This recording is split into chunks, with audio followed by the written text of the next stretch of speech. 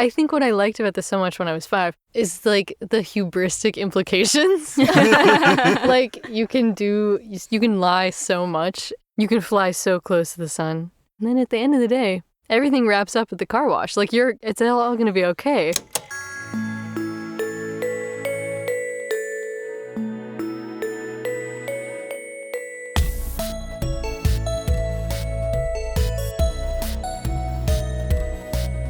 Hello, everyone, and welcome back to another episode of Nostalgia Club. My name's Victoria, and as usual, I'm joined by my two co-hosts, Jino. And and Michael.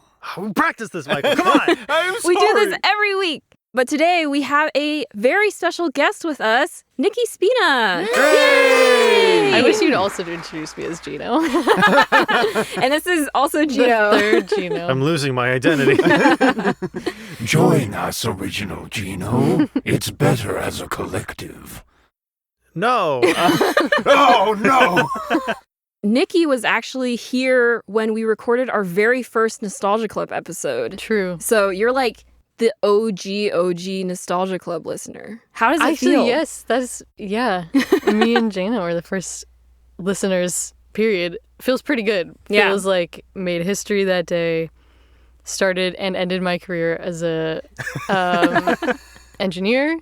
Only time I've hit play on an episode of anything. So. And you did a great job. Thank you. And if you don't remember, Nikki, you're crazy. You're insane. You're crazy. How could you not remember who was there behind the desk hitting play? You can't hear them whatsoever. I remember we turned around at the end of that recording and looked at Nikki and Jana and went, so, would you listen to it? And you both just kind of like diplomatically nodded. Like, yeah. I learned a lot about the Warrior Cats. I was also a fan of the Warrior Cats.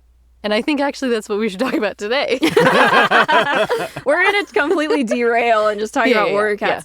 Yeah. No, but would you like to introduce today's topic? Today we will be talking about the Dreamworks animated film 2004 seminal classic Shark Tale. Yay! Shark Tale, yay! I just want to clarify, I spent many years so confident that I would never watch this movie. Really? Well, I thought that I had free will, you know? No, you didn't know that you would be so. in a podcast that forces you to watch things that you've never seen before. Wahahaha. How does this... I mean, I don't want to jump too far ahead. Did you like it? I think because I'm older and I've seen more of the world, I wasn't as afraid. I might have been more afraid if I was younger. Okay, so here's something I learned, and I also don't want to jump too far ahead, but apparently they made the fish in this movie, it's an animated movie, look like the actors as best that they could, portraying them. Mm-hmm. There was such a choice. The results are varied. Interesting. Martin Scorsese does kind of look like that fish. Yeah. Will Smith Fish. Will Smith Fish. Will Smith Fish. Yeah. Angelina Jolie Fish. Angelina Jolie Fish doesn't quite work for me. Robert That's De actually Niro the end of the Fish. episode. Thanks so much for listening, guys. Well, it's like, okay, so in our What little... what do you mean by it doesn't work for you? She looked like a monster. You know how in our Little Women episode there's this whole thing I kept making a big deal about, like with Beth dying and like the line, like the immortal shining through the mortal. This felt like the opposite of that. Like these characters are animated. They are immortal. They will live forever. They will never die. But somehow, some way, they pushed the mortal through the immortal. And I gotta tell you, it is far more disorienting to see the mortal push through the immortal than the other way around. Suffice to say, I really liked it. I thought it was a great movie. We should preface, now that I've angered an entire portion of the internet that obsesses over the Angelina Jolie Fish. Nikki, you really like Shark Tale. I do. I watched this movie with my sister. This was our well, what are we going to do? I'm 5, you're 8 or 9. I guess we're going to have to watch Shark Tale again. So she has seen this movie probably more accurately than I have because I was distracted and 5 and I saw it a lot. But she probably has really locked in on this movie a lot more than me. And she saw that I rated this on Letterboxd 3.5 stars, by the way. Ooh. She said, is Angelina Jolie Fish still hot? So I was like, okay, so... Still. Like this really is like a talking point of the people. You've been pushing us to do this. Since you started Nostalgia Club, I was like, wouldn't it be so crazy? And finally now, at the end of season 4, we're going to talk about Shark Tale, a movie that people have opinions about. And many of them are bad, but some of them are very passionate in their defense of Shark Tale. And so I'm curious. I personally come from a perspective of I tried to watch this movie when I was a kid. I got to the point where Will Smith Fish began to lie, and I had to stop because it stressed me out too much. Fair. Very fair. I got stressed out watching it yesterday. I was like, no, don't sell the pearl. Like it was that really part angered me so frustrating movie. I was honestly shocked he gave it back, and that redeemed a lot of Will Smith Fish to me. And then immediately redemption lost for a variety of other actions. But I think what I liked about this so much when I was 5 is like the hubristic implications. Like you can lie so much, you can fly so close to the sun, and then at the end of the day, everything wraps up at the car wash. Like it's all going to be okay. I find that really comforting. Icarus falls and lands in a big, soft pool of water, and then works at a car wash. At the whale wash, yeah. At the whale wash. Right. Icarus lands in Daedalus's arms. That's actually where we're going to end the episode, you guys. Yeah. I'm not smart. I just piggybacked off of your analogy. And I read Percy Jackson as a kid, and that's all I know about Greek mythology. We're going to get into it. But Nikki, I just really genuinely want to know why you love this movie so much. Yeah. And I think we're going to start bringing up points, and we're going to be like, this part. And you're going to have to defend the movie. I'm going to be a valiant defender up until the point where I agree with you. And then in which case I will retroactively say, well, okay, yeah, at the time, maybe I don't know if this was the right choice for them to make. But I think what I liked about it so much when I was 5 was very colorful, reminded me of Nemo. I love Finding Nemo a lot. But this is like if Finding Nemo was insane and like and not very good. But I love that about it. It's like such a Dreamworks take on that like fish milieu like of the time. It was like, yeah, Disney was really pushing like, I think it was 2003 Finding Nemo, like kids love fish. Like how can we really capitalize on this? A story about inequity. Yes. Like I just think it's like a really funny, clever, like there's so many great references in it. And then there are some that I was like, sure. Like some of them are not great, but some of them are really funny. I love that you said kids love fish, because there's an entire other tangent we could go into that plenty of YouTubers have covered about how Disney was unsure if kids loved fish. And so they decided to psyop the children on Disney Channel. I remember watching this video. They pushed like fish-themed content on the kids months before they announced Finding Nemo, because they wanted to convince the kids that fish were cool before they announced the cool fish movie. In like their trailers and bumpers and things, like on Disney Channel and stuff, it would be like fish background. I did a hand motion. Wow, this is the first time hearing. I feel had. Yeah, same. I feel heavily influenced. I loved Finding Nemo. All I can think of is Frutiger Arrow. Just the aesthetic of Frutiger Arrow with all the bubbles and the dolphins and the fish. And maybe that's why I like this so much. Yeah. It has a really like early 2000s like soap bottle that has a fish in it type vibe. Like the reef, the top of the reef where he's living up there. I'm like, yeah. It's nice. It is nice. nice. It's nice. It reminds me of an early like Mac computer. Yeah. Yeah. I don't know why, but it does. I see it. The curves, the specific palette. It gets a little grungy at places. It does. It does. And we will get into that. Before we jump into a very quick plot summation, Victoria, what was your experience with Shark Tale? This was one of the movies in the rotation at our church. So this was like was after church VeggieTales approved. or what? Like at church we had VeggieTales, we had Bible Man, we had Flushed Away, which I have seen probably 30 times. Oh my God. I think we had Meet the Robinsons, but we weren't crazy about Meet the Robinsons, so I only watched that a couple times. Objectively the best of the things you've listed too. That's awesome. I don't know, Bible Man though. Bible Man? Like a superhero? Yeah. Okay. And then we had Shark Tale. So I've seen Shark Tale several times. I don't remember like the plot of the movie, so going to rewatch it yesterday was a surprise. It was like a fresh watch almost. but I remembered the general vibes of it. As a kid, I think I would I have to really stretch back my memory to my thoughts about Shark It's Tale. like the VHS tape in your brain of Shark Tale was overwritten by Bible Man. Because of course it was. I mean, I guess I technically have more distinct memories of Bible Man, but it's 'cause it's such a... We should talk about Bible Man. No, we should not. I'll leave. You guys want to talk about No, okay. Rewatching it, I remembered, like, they didn't pull back punches on how bruised Will Smith Fish gets. like You physically almost said or Will emotionally? Fish. We can call him Will Fish. We're His friends name like is that. Oscar. So, like, Oscar gets beat up a lot in Yeah. this movie. And so, like, honestly, like, whenever I pictured him, I always imagined him with a black eye. Oh, 'Cause man. he's With so, the sea like- slug Yeah. mask over Yeah. it. Yeah. Me too. And then I remembered there's that really iconic argument that he has with Angie. Mm-hmm. So I remembered that. I remembered the mean jellyfish guys. Mm-hmm. And I remembered the whale wash. I liked the concept of the whale wash.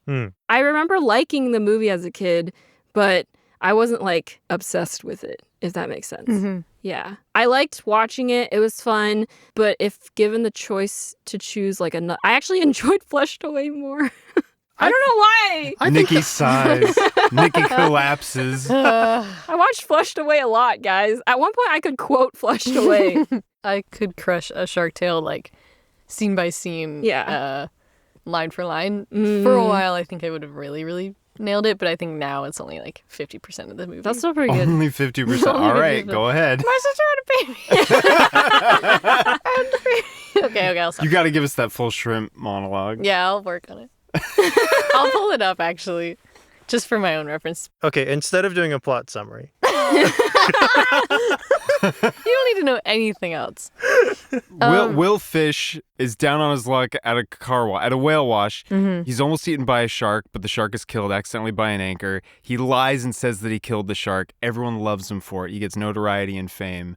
And then he meets a shark that's a vegetarian who's like the son of the big boss shark, and has to hide him, and then eventually feels so bad for all the people that he's hurt and left behind in the process of being this big shot that he comes clean and admits that he is not the shark slayer he proclaims to be. And the Shark Don, the shark mafia boss, comes to accept his vegetarian son. And that was And pretty plot good. summary. Happy Pride Month. And happy Happy Pride. Pride. Happy Pride to Lenny the shark. Played by That was a really Jack good. Black. That was yeah, that was great. Yeah. It was super efficient. very good. But now we can get to the real important part. Yes.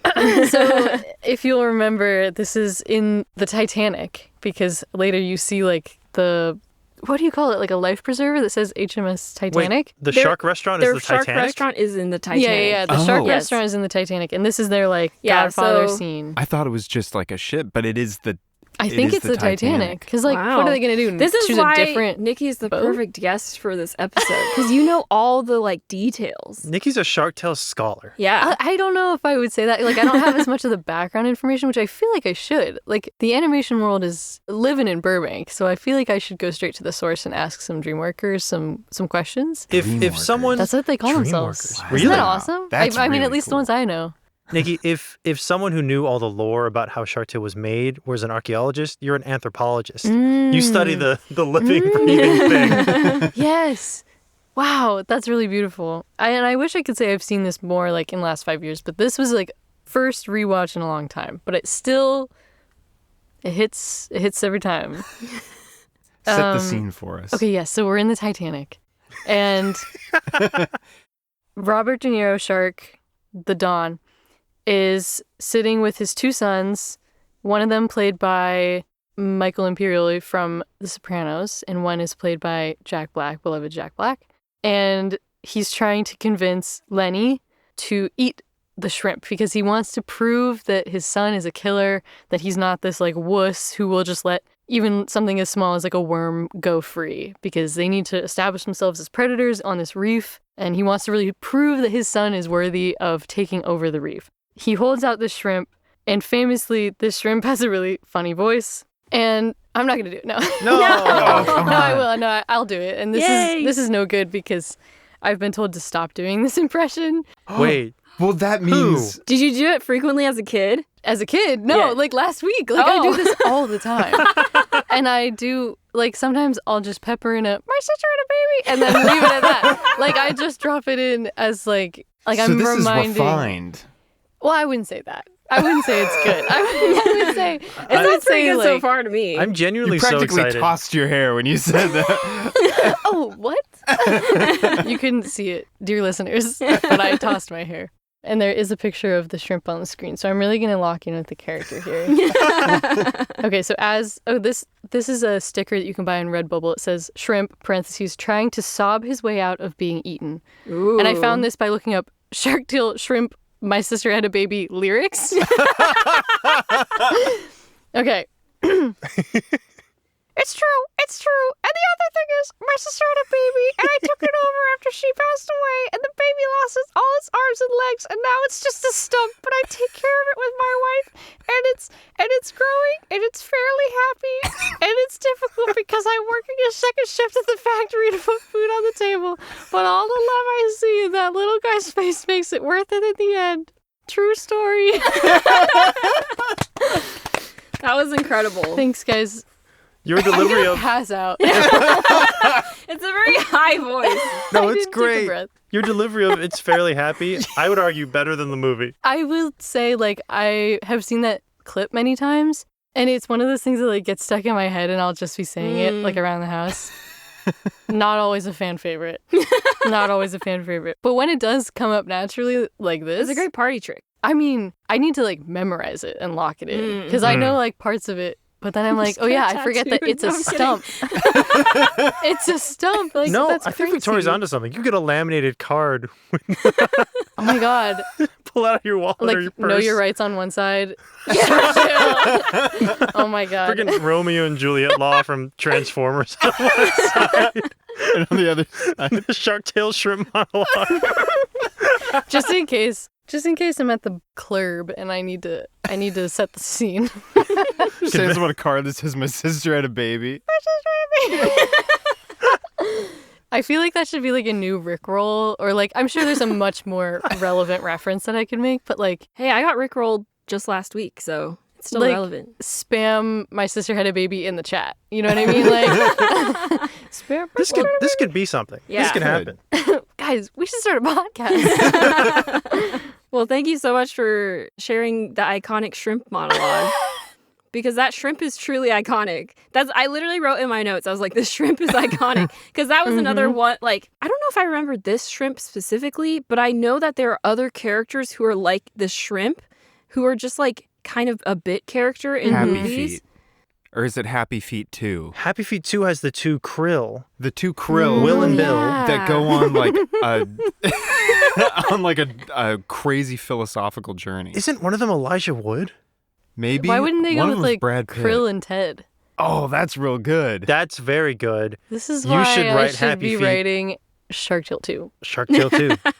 Actually, that genuinely would be a dream come true for me. But If I they don't know made- how much more story you could tell. You know what I mean? Well, I think if they made Shark Tale 2 like a really gritty, like Oscar bait. Bait? Oscar. Oscar! Whoa! Shark Tale is an Oscar-nominated movie. Oh. Yeah. It was nominated for Best Animated Picture. What won that year? I don't know, but Let me not look Shark it Tale. Did they name him Oscar as like a I don't know. you call your shot and you're just like, come on. This is why Best Animated Movie at the Oscars needs to be split up into more categories because they can't. Listen, Best Animated Movie 1? animation Best Animated Movie is 2. film.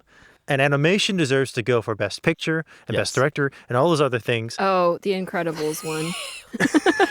By the incomparable Brad Bird, who really changed a lot of lives. But imagine if the timeline in which Shark Tale had won the Academy Award. It's really hard to be like, The Incredibles shouldn't have won. Yeah, like one of the best animated stories ever told. Or Actually, well, The Incredibles. I don't know if this is accurate, but on Wikipedia, there's only 3 Best Animated Feature Film nominations.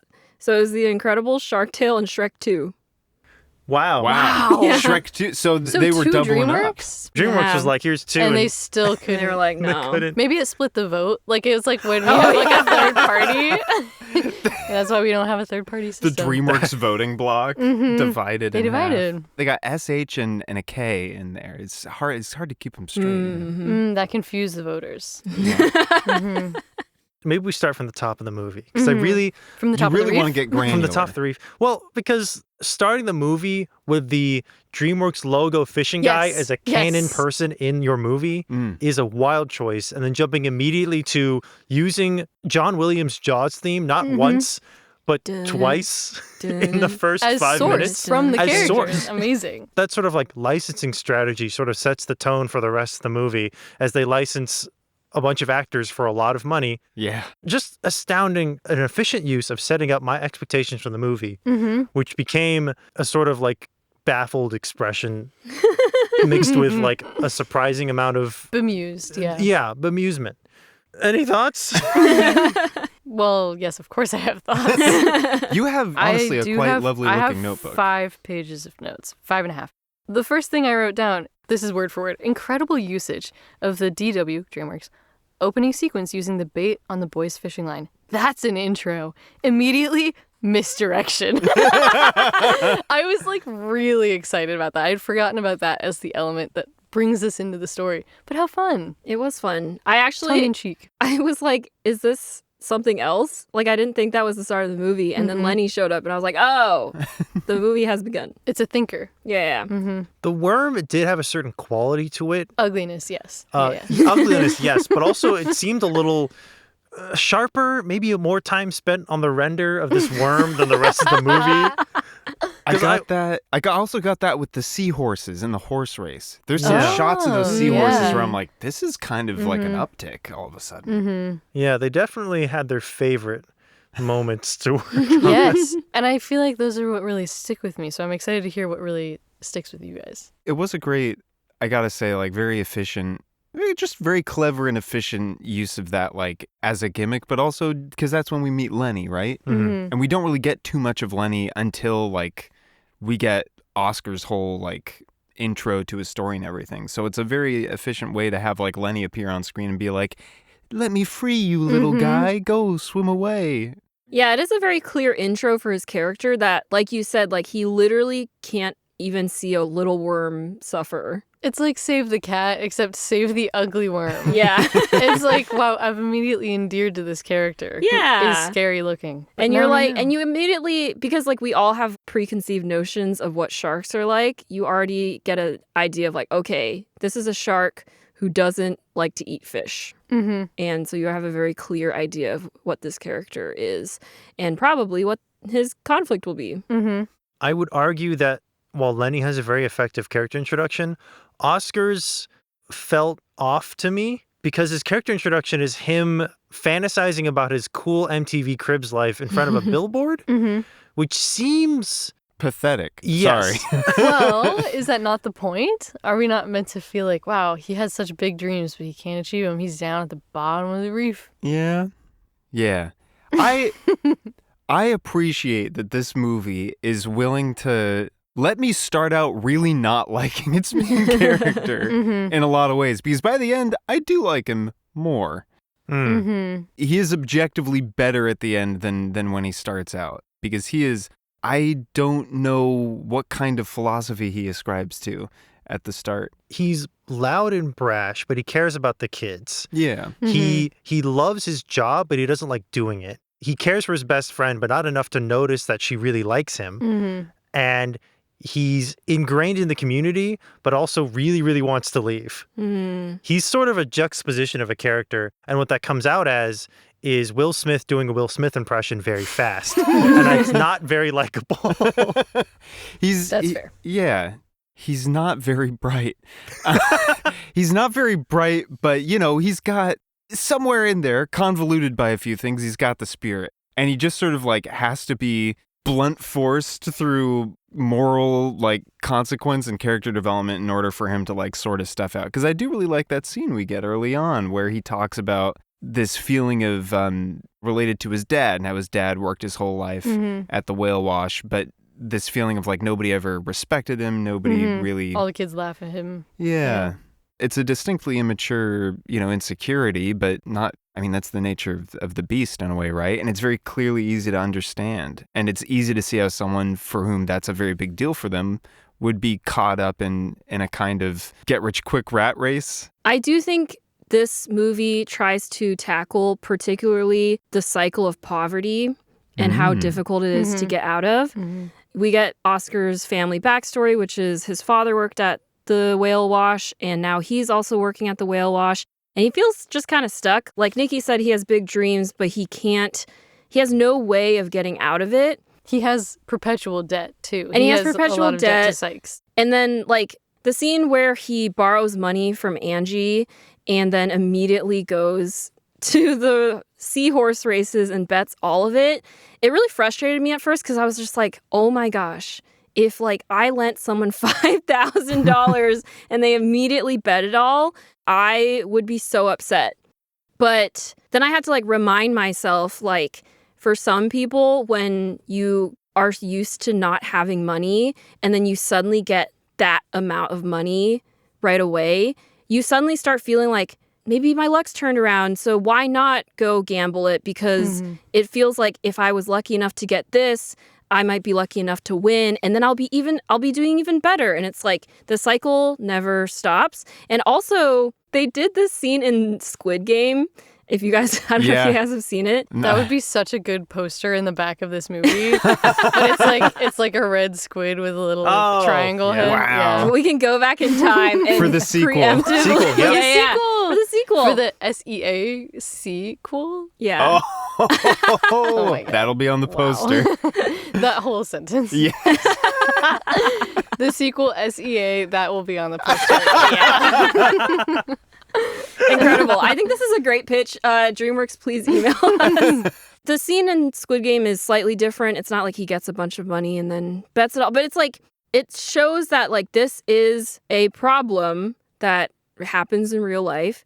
And it's a very real thing. And so I actually kind of admire that this movie took the chance of trying to tackle something complicated like that, especially when like, I don't know, I just feel like at this time of like animated movies, there weren't a lot made Diving into the specific issues that like poor communities face. You know, it's interesting that you bring that up because I think that might be related to why I felt so like viscerally like irked by Oscar and like uncomfortable in some ways, because it's a mirror to, I think, a personality and like a mindset and a sort of person that like I've seen before and have come across or at the very least heard of. Someone who's down on their luck but has this sort of relentless optimism, so you can't help but believe in them, but that optimism often carries them into precarious situations. Yeah. And so they can never get out of their down on the luck status. Yeah. And so you get kind of like frustrated, but at the same time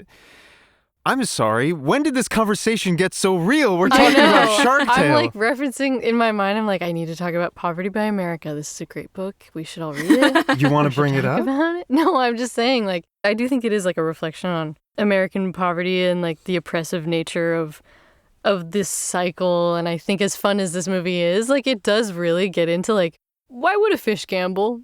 Like, it's like a silly thing, but like, he has this dream and he can't achieve it, and he's seen his father for 25 years do the same job and not move up. He's ridiculed by his peers. They all laugh at him when he reveals something that he's proud of. And I think, honestly, they could have expanded that as like a character element, because I felt so deeply for poor Will Fish in this moment. He's like, looks so sad when his peers start laughing at him. And I think there's a lot about like shame and poverty, and like it's all really intrinsically linked, and race, like there's a lot to unpack. But then they go right into like, it's Muscle Crowe and Jessica Shrimpson, and I'm like, whoa, wait. But then we talk a lot about the filmmakers. I wish I was there. They talk a lot about like fame and how it affects the psyche. Like I think they're dealing with a lot, and it's very uniquely Dreamworks. Like I can't imagine Disney making this movie. I think it just really deals into like a really specific character dynamic. They like to really pry into like male identities in the early 2000s. Like I think about Madagascar, the zebra Marty, Yeah. and Alex the lion. Like they're really opposing each other. And then you think about even like Buzz and Woody. Like I just think that era, and I don't know, I think about this a lot. Like that era has a lot of like the old head that's like, well, I'm this is how we do this thing, and then the new character that comes in and is like, well, this is how we're gonna do it now because like I bring something new to the table. And I think that is like reflective of Hollywood at the time.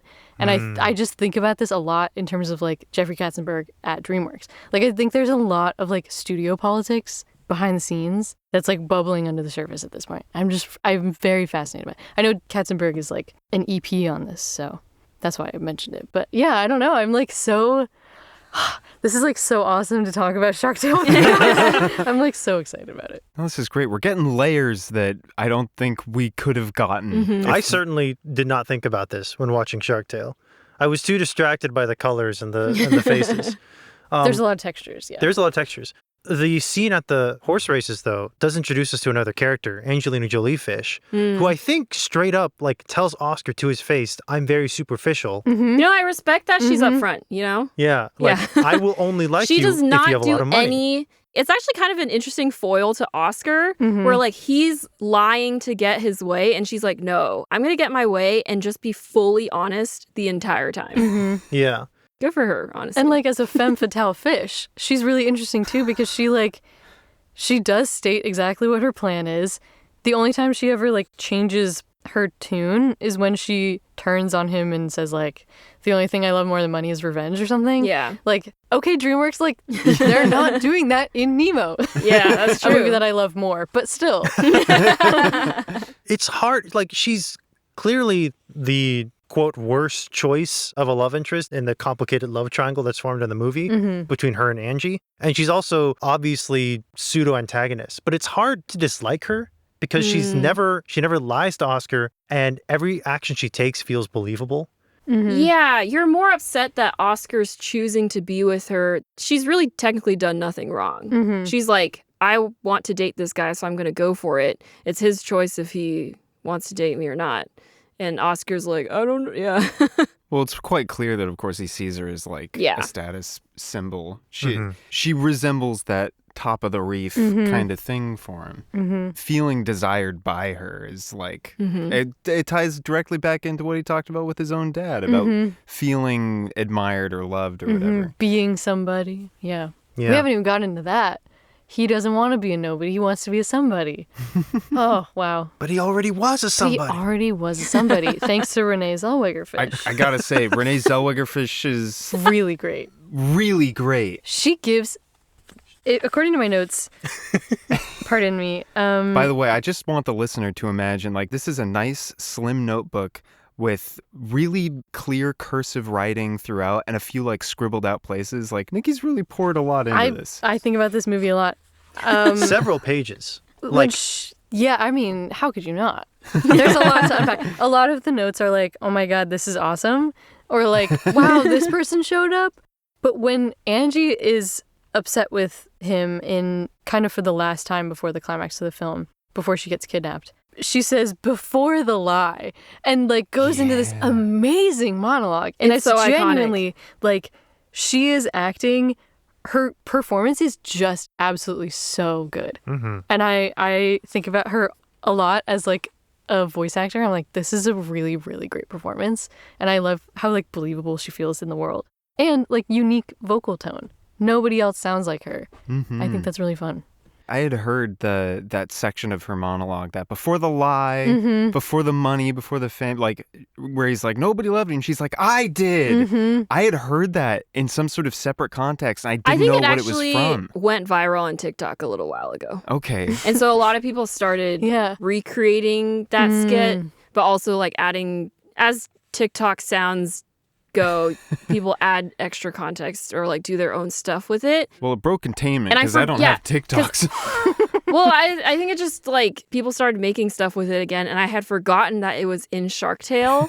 And then so when I watched it again, I was like, of course it's like this makes so much sense. But it's just like it's so good. Really it's my good favorite scene in the movie. Yeah.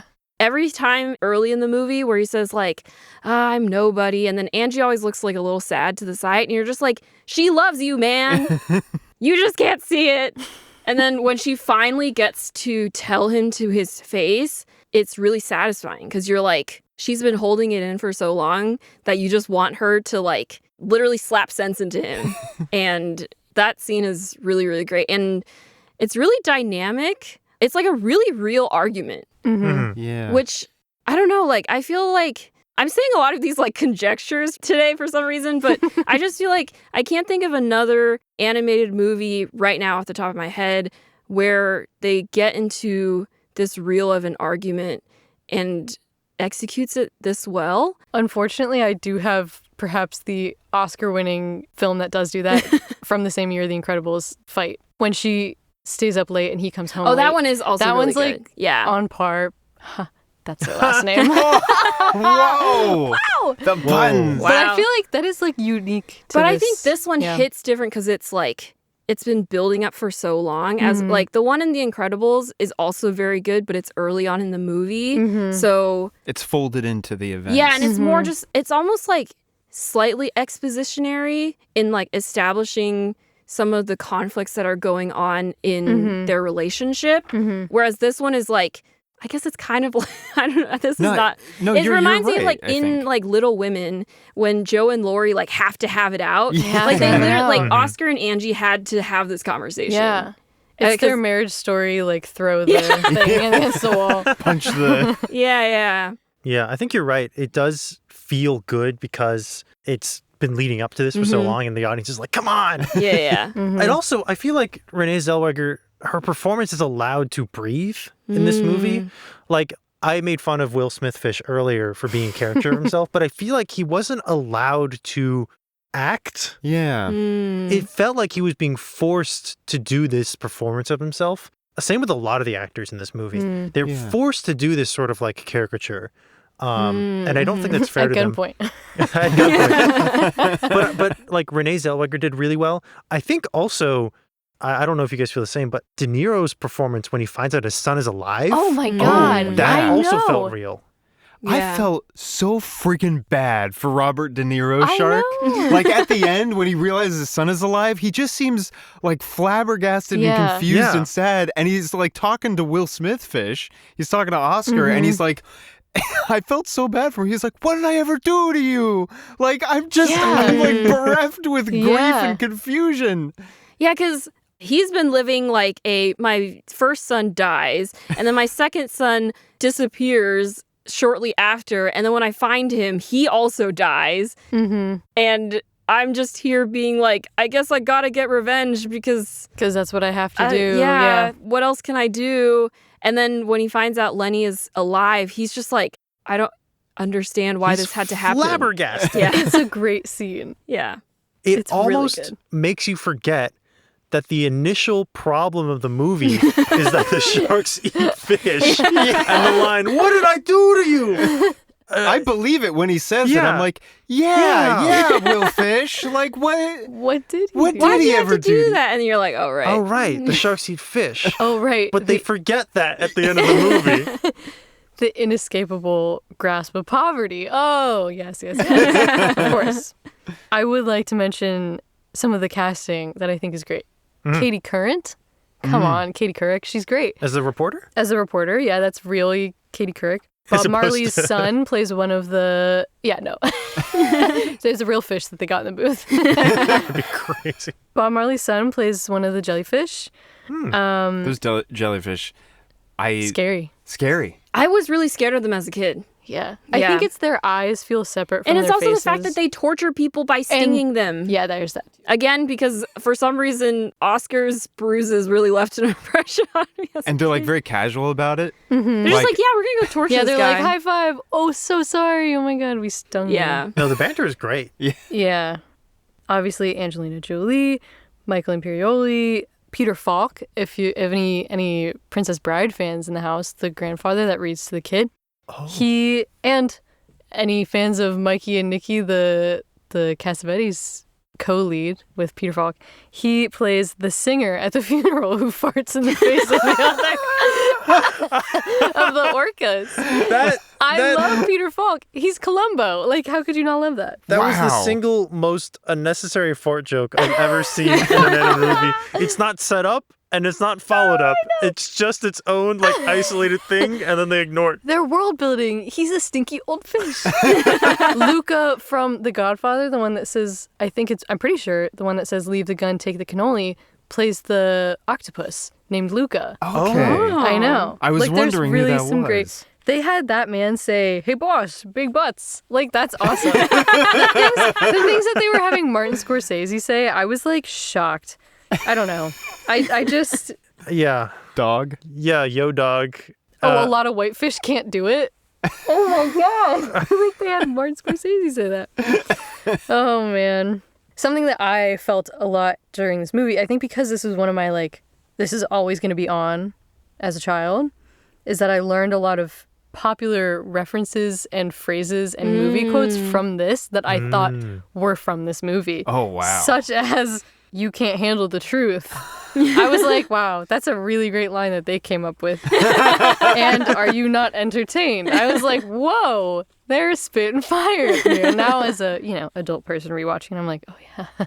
It's really, DreamWorks does this where they love to reference movies that their target audience have never seen. This one's for the parents. And yeah. will never see. Yeah. But when so much of your movie is references for the parents, it starts to feel like this movie is not for the kids and is in fact for the parents. Madagascar is also kind of like that. Yeah. Michael and I were talking because we will listen to Madagascar next week. Next week's episode is about Madagascar, but we're recording slightly out of order. But we were talking about how we both thought Shark Tale came out after Madagascar, just because we both watched these movies recently, and the vibe of Shark Tale, at least to me, speaks as a movie that is a reaction to the success of Madagascar. Of like, oh, funny people making culture references succeeded. Let's do it all of that. Let's really like double down on that. But actually, Shark Tale came out first, and Madagascar feels very toned down in comparison. Which is fascinating to me, and I don't know what that means, but Jeffrey Katzenberg voices Rico, and that needs to mean something. Rico the penguin? Yeah. He goes, Really? Mm-hmm. Oh my god. Wow. I mean, I think Shrek has a lot of the film references that only parents or older kids would get, and that was 2001. So I guess that was sort of their... Maybe there was something in between that, but I think in terms of like their big tentpole movies was like their next big one. So I wonder if that was just like, that worked really well for Shrek. Maybe we should do it again. I don't know. I remember when we talked about Shrek, didn't just like we say something about how it was very reactionary against Disney? Yes. Yeah, I think that's just kind of DreamWorks' general MO for their early stuff, which is just like, what's something that Disney would never do? License a lot of music, make a lot of pop culture references. Do a Godfather parody. Yeah, so let's keep doing that. I mean, I can imagine when you're fighting for box office stuff, you gotta distinguish yourself from the other animated film that's coming out. So go big or go home. I don't know. And it worked. They got nominated. Yeah. They did. Because they're handling some big topics, as we've covered, such as the chart of there's this, and then there's me. No. And then there's this, there's krill, and then there's whale poo, and then there's you. I did like that scene. And I also like the drawing of Will Smith fish at the bottom who looks so sad. But also guy. like aesthetically pleasing. Yeah. I like that it looks like he's wearing pants, like because his fins move like pants. Oh, yeah. That's apropos of absolutely nothing in this conversation, but I think it's cool I do that he that looks all like the he's wearing time. pants.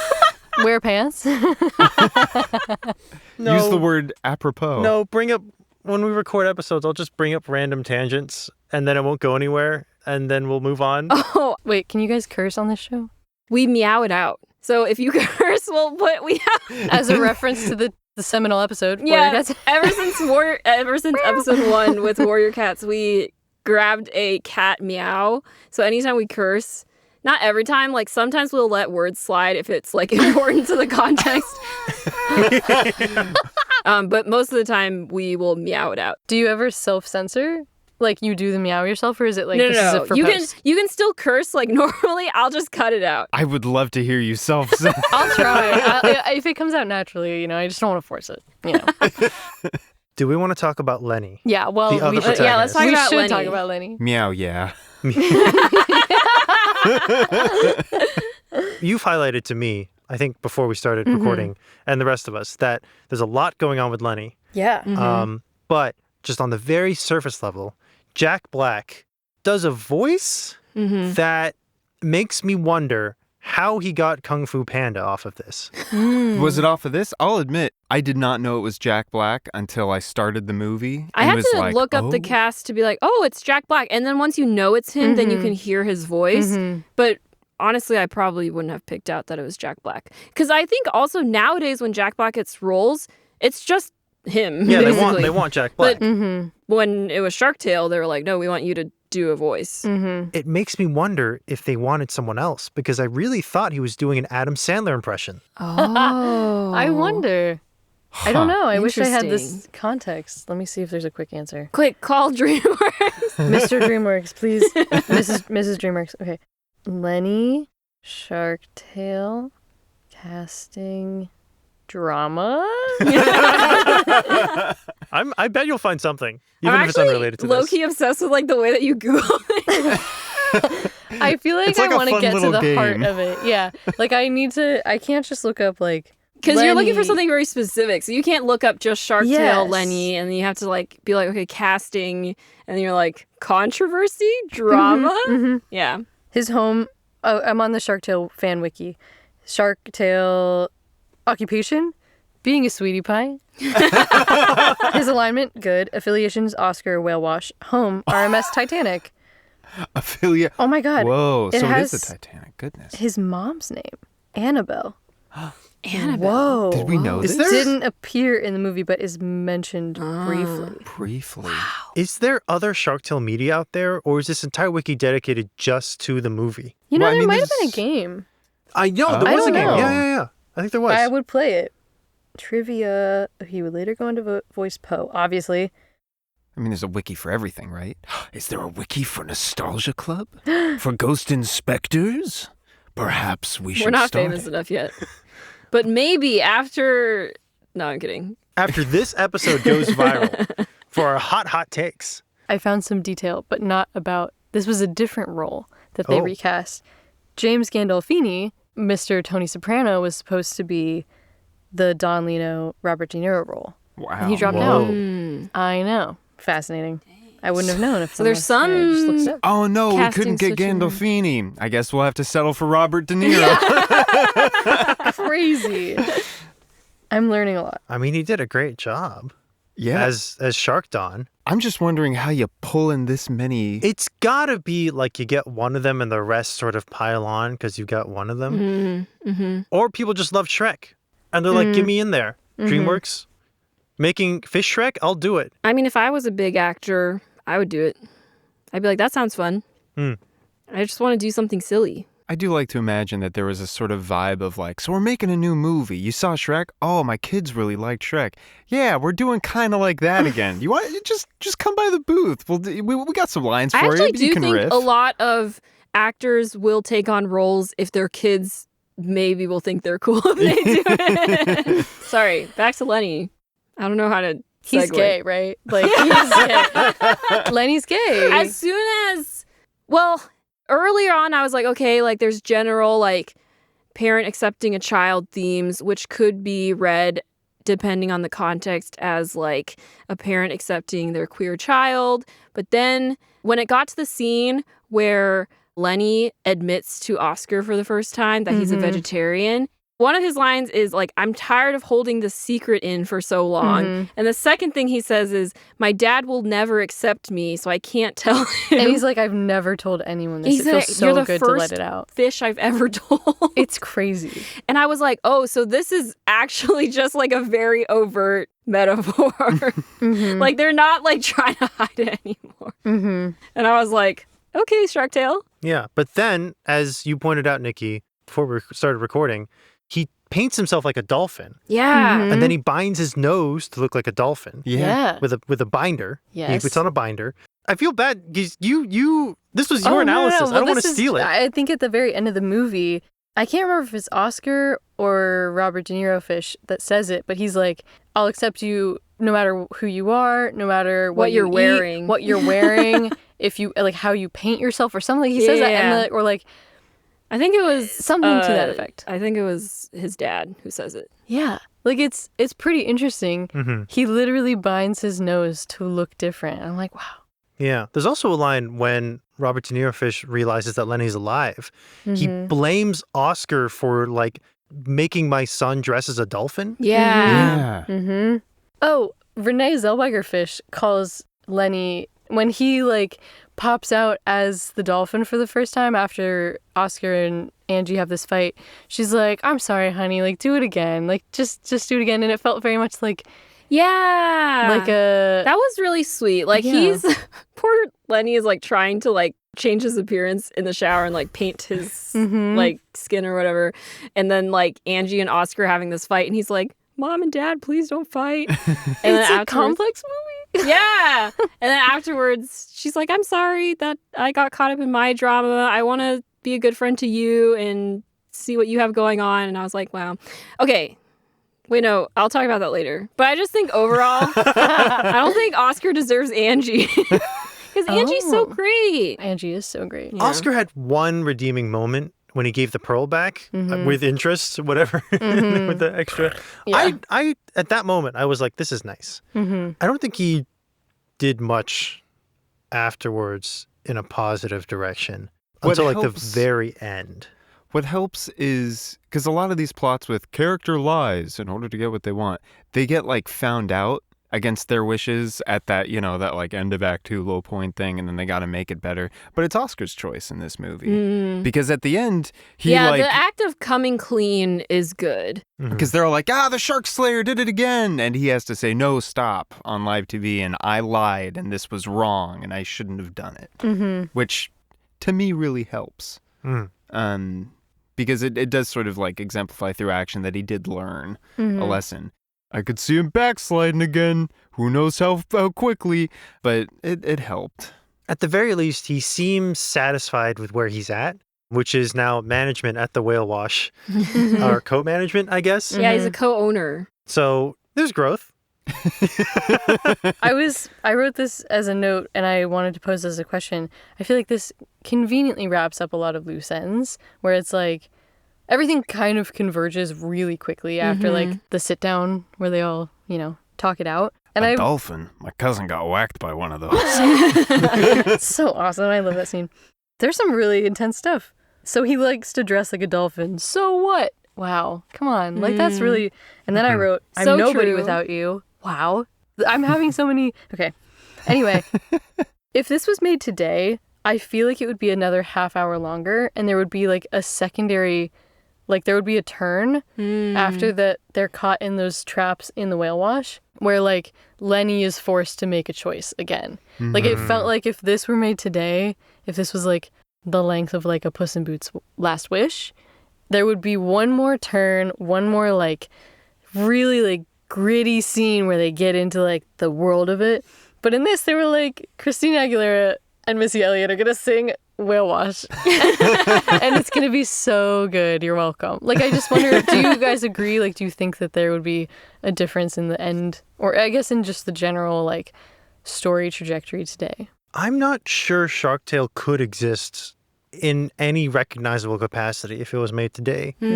Just because, maybe I'm being too presumptuous, but it feels like that style of animation, that, like, heavily referential, like, almost caricature of another movie style of animation doesn't have a lot of traction today.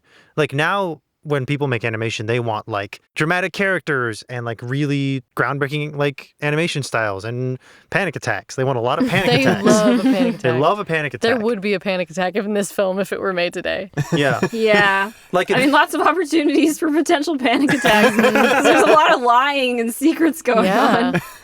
like if Shrek was a groundbreaking film for Dreamworks to kind of influence this wave of comedians make references and be really snarky towards Disney, then like in a post, I don't know, Spider-Verse like animation world, I don't think a Shark Tale movie would look nearly as colorful in this way. Yeah, it is really, really hard to imagine this movie in any other context. I can imagine like maybe a number of other movies coming out at a different time. Maybe not a hugely different time. I don't know if I could see The Incredibles coming out, around the same time as Disney's Robin Hood or whatever. But, oh gosh, what am I even trying to say? Nikki, I think you're right that Shark Tale today would try to give Lenny more of an arc. Because you're kind of right. Like, he makes his big choice to run away. And that's kind of the end of his, like, progression as a character. He doesn't make any more choices. He kind of just basically gets outed in a way. Yeah. But he's, like, the first character we're introduced to. He's the opening cast member. Actually, I forgot that I had that thought initially when we were talking about that opening sequence. When I first watched it, again, I was like, oh, is Lenny the main character of this movie? Because it is called Shark Tale. Yeah. But then I was like, no, I'm pretty sure Oscar's the main character, but I think Lenny's storyline is... they give it a pretty good amount of screen time, but you're right, it doesn't have the traditional character arc of, like, he makes a choice to, like, resolve the conflict or whatnot. It's just he's kind of just pulled along by what Oscar does at a certain point, and then he's just along for the ride. And he gets accepted. He doesn't, like, actively... After he doesn't, like, demand acceptance from his dad. Yeah. In that case, then, does this movie work as a queer allegory? Or does it sort of reference a queer allegory, but then sort of give up at the end? Is it possible for it to be like a comfort food version of a queer allegory? Kind of like it's complicated, but it works out. And you don't have to do a lot for it to work out. Yeah. Like there's no mess. Yeah. There's like a little bit of a mix-up. My brother is dead. Yeah, they never really quite... But the rest works out. I mean, for me, it's like his father comes to accept him almost partially because he's like, I thought you were dead, so I'm glad you're not dead. And if accepting you means that you won't run away and fake your death again, like but like sometimes it's how it happens. That's kind of how it be sometimes for people. I felt really moved by that, actually. Yeah. Is it like a great and perfect queer allegory? Probably not. But like, it is one from 2004. And it gave us the line, he likes to dress like a dolphin, so what? Yeah. So I think we will talk about this when we talk about Madagascar. But I think this sort of sets up what Madagascar 2 does, I think, a lot more effectively. Mainly by having the character that is, quote, fighting for acceptance be the main character instead of a key plot point in the main character's story. Yeah. I don't think they had to go too much further with Shark Tale. I think you get what they're going for. It's there if you're looking for it, but it's not so much that you're like... It's almost like when you ask like if there should have been like an extra twist at the end, I almost can't imagine what that would look like. So I'm kind of like, maybe we just leave it as it is. Yeah. I mean, don't change a perfect story. But I think these are like valid questions and criticisms of the movie, and it definitely is good food for thought. I do want to circle back again, something the movie does not do, to like the initial problem, the logline of the movie, which is sharks are eating fish. Yeah, they really brush over at the end where they're like, and the sharks come to the whale wash now, and we don't think about when they need to get when they get hungry. Yeah. Like, I wonder if like... I think they say, though, at the end of the movie where it's like, are we going to have to worry about you all from now on? And they're like, no, you're not going to have to worry about us. But The implication they'll just go somewhere else. But that's not an answer. Well, it's an answer for the reef because the sharks are probably just going to terrorize they'll just go terrorize reef. That's what Shark Tale 2 is about. It's like picks up immediately where the first one left off. And there's this totally peaceful reef elsewhere where they're like, gosh, life is so great and has been great for all of time. What are those large fish? Jaden Smith and Willow Smith star in Shark Tale 2. We can make it happen. Maybe they make like Beyond Meat. Beyond Fish. Beyond Yeah. I kind of, in my head, they were like, we're just all going to be vegetarians now, but I don't remember what happens. Like, I don't think that's the truth. No, they literally don't. They just don't address it. They just kind of are like, yeah, we don't have to worry. It's not a problem anymore. Why? But that really fascinating interpretation of that, like, sort of leans into this trope of a crime syndicate, like a mafia family, isn't the problem. The problem is that they're targeting this one specific group of people. And the solution is to make them target another group of people. Which is true. But we and endorsed by the Nostalgia Club podcast. But the story is like, if we're like retaining the structure of this crime family, which is like objectively hurting people, is okay and in fact good. And the status quo must be upheld, which is, I guess, more satisfactory than don't worry about it. But aside from all of the like slightly dated antics and the puns and like the caricatures and the extremely interesting animation choices, I feel like for me personally, when I stopped watching that movie when it ended, I didn't feel satisfied because they never directly answered the initial question of, what are we going to do about these sharks eating people? And the solution was, forget about it. Forget about it. I definitely see that. I will counter with this. At the beginning of the movie, when we're getting that like montage of the reef and all these fish doing their thing, we do a quick cutaway to a sushi restaurant. Yeah. Okay. Now that has something else going on. That is something else going on. The sound bite that they grab, I'm pretty sure I've heard in like other like Flash games online. And I'm like, that doesn't sound quite right. But it does bring up the idea that even in the reef, even in the city itself, there are fish who will eat fish. But they're not popular. Correct. But they do pay their rent. Do we? So they do get some business. I think that could have been the end of the movie. You could have seen all the sharks sitting at the sushi. Like, finally they get business. Where do they It's so source awesome. their fish from? That would be a fun button. Yeah, like that could be a sequel. Where are they sourcing these fish from? The dark Finding underbelly. Nemo. No, it's a crossover. Poaching Pixar. Wow, Yeah. that's when DreamWorks really comes for Disney, is when they show like a clownfish on like a plate. Honestly, they were like one joke away from that. And it's honestly probably because of the production cycles that it was really so soon after Finding Nemo that they don't have more references to it. But I feel like they otherwise would have if it was like a year later. Yeah. Like they Yeah. totally would have played on it. And like, yes, they have similar characters and similar like fish are friends, not food. That comes up in both movies. But like, maybe it was just one of those big magic things. Like everyone was just thinking about how we can represent sharks in media. Like it was just interesting that it collided at such an interesting time for them. Maybe the DreamWorks executives were watching Disney Channel and they saw all those cool fish ads and the fish bumpers, and they went, "Yeah, let's Fish start." are cool. Yeah. And then a year later, they were like, "Oh, wait a minute, it's too late. We've already hired Will Smith." We already got Will Smith and we already got Rob De Niro. Guys, did you also at the end of the movie, if you stayed through the credits, go, Hans Zimmer did this? I did not see Oh that. my gosh, so you guys are fake fans. You didn't watch the credits. Hans Zimmer did the music. Wow. Crazy. I mean, it's mostly needle drops. There are so many needle drops There in are a this movie. lot of needle drops. I would say the best use of A Little Less Conversation, Elvis's classic hit, other than like Lilo and Stitch, this is a pretty good usage of that song. But I thought that was like, this is a really fascinating movie. Made it a really interesting time. They really got everyone. Yeah. And then they made Shark Tale. And then they kept getting everyone. So it worked out. So it was okay. It has like a 35% on Rotten Tomatoes, which I feel like is low. There are some really bad movies out there. There are some like super B movies, not B movie, the movie.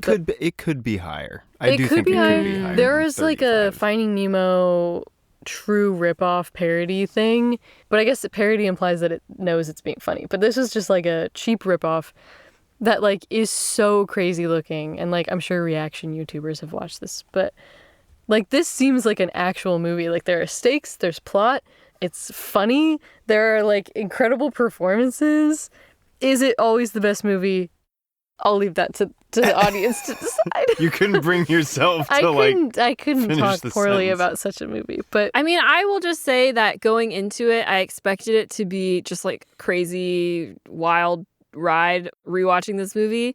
But then I was like, no, actually, I appreciate the topics and themes that it covered. And there's actually like some serious stuff going on and some good messages. So respect. I wrote down, he'll be sleeping with the fishes, the dead ones. Like, there's some really good like jokes that like got me. When what's his name, the mob octopus is like Luca? on the phone. Yeah. Luca, yes, and he's like, not if you understand.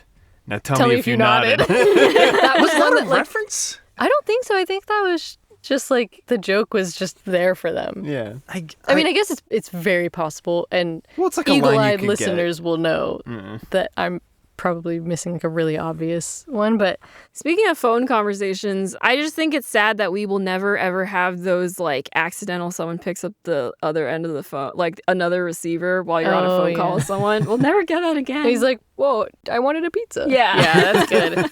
You know what we could have though is someone joining a Discord call, like in a server, yeah. and like they don't hear like little like ding or whatever. yeah.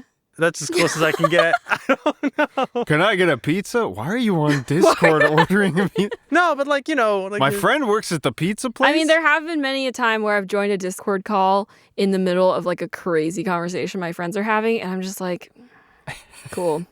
Please, someone fill me in. I'm just trying to imagine that scene from Mean Girls where they're all like calling each other, but it's on Discord. So they've got like multiple like Hang on, I gotta servers mute open. you. Or like, hang on, I gotta switch servers. Switch voice channels. But you can see that the other person's in the voice channel. So it's like, I know you're talking about me in there. Can I be honest, you guys? Yeah. I don't think we've talked about Martin Scorsese enough. It's really a great performance. he's all over this movie. He's in it so much more than I remembered. Yeah, more than I And expected. so funny. He's like, turn on your TV. Turn off your TV. Why are you watching TV? Like, it's so good. He's really funny. People are always talking to him in the appreciated studio. his but- confidence when he was like, yeah, send all your guys to, because I've got the Shark Slayer now, so whatever. Yeah, shut up, Don. Yeah. And then later on, he's like, oh, God, I told him to shut up. Why would I do that? Like, he just committed so hard. Like, he was like, yeah, I'm tired of being your, I don't know what are they called? He's virtually guilty of the same thing that Oscar is. Yeah. He's very similar to Oscar in a lot of ways. That's why It's- they're business partners at the end. Yeah. It's sort of like he's what Oscar could become, and in a way does become, I guess. Yeah, because they co-own the business. But now they're more above board, we can hope, as viewers. We can hope. They're not working directly with the shark mafia. I mean, they are, but like, in a customer service capacity. He does seem like he's really having fun, though, Yeah. Yeah. which is, not what you'd expect from, like, especially at that time in his career, like, of his caliber, doing a movie like, quote, this silly. He's really reveling in it. I think that that's true for like a lot of the voice performances, except maybe Will Smith Fish. But like they're all really genuinely giving it their all. Like Angelina Jolie feels like she could have been in any movie doing this performance. And like Renee Zellweger, if this was like an on-screen performance and not like a VO performance, I think this would be really highly regarded for her. I feel like Angelina Jolie's doing a voice as well. Like she's not just acting with her own voice. It feels like she's crafted like a specific performance. This is such a good movie. Oh my God, when Angie, he's trying to think back on what she said. She's like, you just have to bet it all. And like the lighting changes and stuff. That was really I feel funny. like the pacing in the beginning of this movie is so great. There are so many like jokes per minute. One of my favorites, sorry, just hopping back to this one. They took a scallop pole instead of a gallop pole. I was like, that's really great. There are so many puns in Cod this forbid. movie. Cod forbid is so good. I have to wonder what the process for that was. Did they go through the script and as they were writing it, try to cram in, like they had a list of puns they wanted to cram in? Or did they just Probably. write the script and then afterwards go back through and go, where can we put a pun? Where can we put a pun? God forbid, cod forbid. Where can we I'm put a sure pun? like Regardless, I feel like it was a room full of people, each with an open beer, and someone would say something, and they'd all be like, "Ha, yeah, put that wouldn't that one be in." funny if it was gup instead of gap? Yeah. Like I think there's a lot of that. And I also think like now knowing how more not that I've ever worked in animated feature, but like knowing how animation can work because it's such a long process, there's so much opportunity for like this sequence gets redone again and again. And like they keep plussing things because they can. Like feature is just so much longer than series in terms of like you could reboard a scene like 100 times in feature. And I think like that probably gave them a lot of room for like, you know, I'm board artist number 4 taking a pass at this. This person already made this joke. How can I improve on it even more? Like, I think that that's really fun. I like this like world that they set up. And it's not as like charming as Finding Nemo, where like Mr. Ray is like the school bus. Like that feels like a very accurate to the audience portrayal of what the world would be like. But this also, in the way that like this isn't really for kids, feels like an accurate portrayal. Like what kid is like, oh my god, it's Katie Couric from the news. Like, yes, Jessica Shrimpson, my favorite actress. Like it's weird, but it's really awesome. DreamWorks does a really good job of making a joke only adults will get, but really telling the kids, this is funny. This is funny. Laugh at this. The kids go, yeah. This is funny. I'm going to quote this on the playground. I don't know what it means. This led to a lot of, for me, my sister, our friend, like, I felt like a lot of jokes that I still associate with, like, early 2000s, like, were probably just quotes from this movie. Hey Boss, Big Butts came up so often. There's whale poo, then there's you. My sister had a baby. Like, there's just a lot of, I'm a wiener. Like, when they're doing the little, you remember? Oh, yeah. Yeah. And, of course, the original line, are you not entertained? Like, I think there's just a lot of really good, there's some really good lines. They got me. I still come back to, and it's fairly happy. True story. It's fairly happy. There's layers to this world that we just can't understand from the outside. It's true. Well, we must wrap up the episode. But the question we still haven't answered is the Angelina Jolie fish still hot, Nikki? I literally wrote down, Lola fish body is tea. So I feel like that answer, like when she's trying to, like her last ditch effort to like seduce, I guess you would call it seduce Will Fish, she's sitting on the railing and her tail becomes her skinny waist. It's like her body, she's serving a lot. And then she slams up against the window, which, as we all know, is a very attractive thing for a fish woman to do. So I would say yes, Angelina Jolie Fish, still hot, but justice for Angie. True.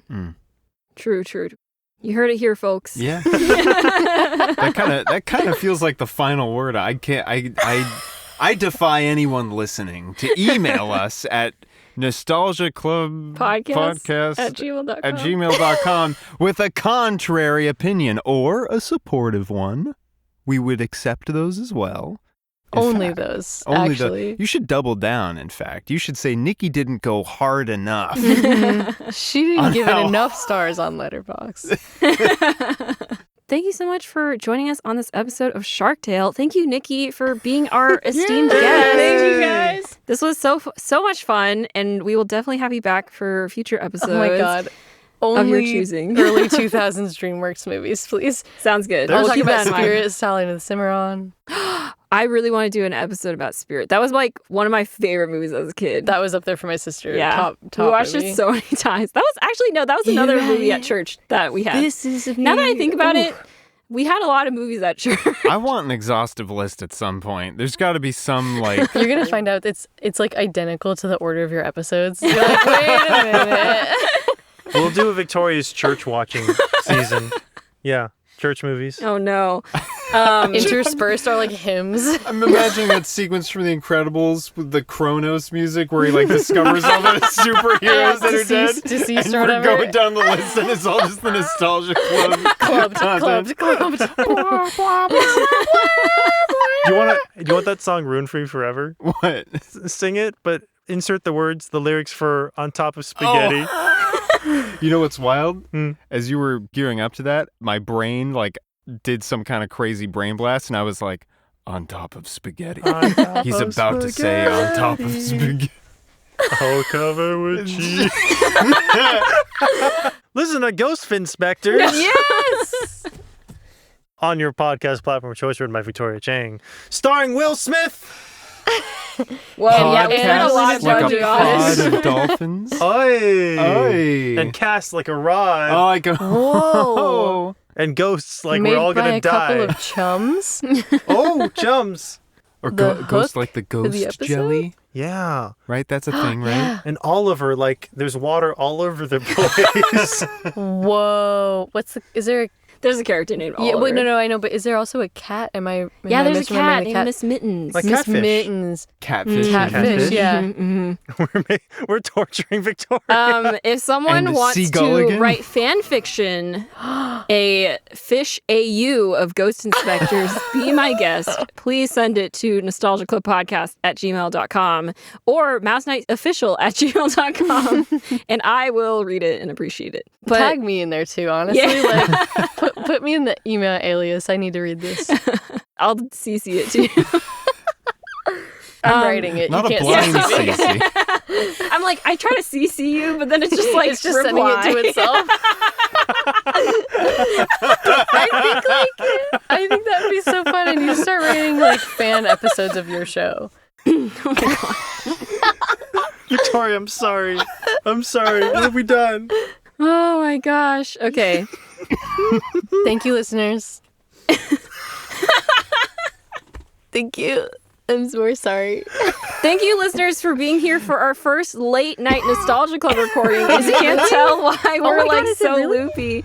No, but if you enjoyed this episode, like I said, like, follow, subscribe. Also, you can send us mail at nostalgiclubpodcast@gmail.com. You can also Gino's crying, I think. I'm laughing more at Jino now. Don't ask me why it's stupid. Keep going. Keep going. It's going to be another 20-minute pod. And you can also follow us on Instagram at Nostalgica Podcast or at MouseKnight Studios on Instagram, Tumblr, Blue Sky for all of our other shows. Also, you can support us on Ko-fi if you so desire. We really appreciate it. And until next time. I think we should all try to read the shrimp monologue. At once. Until next time. Okay, I'll pull up. Shark Tale, Shrimp Monologue. Lyrics. Are we saying this all at once? Yeah, What's we're gonna happening? say it. Yeah, like a chant. Well, not really. You should say it in the shrimp style. Until next time.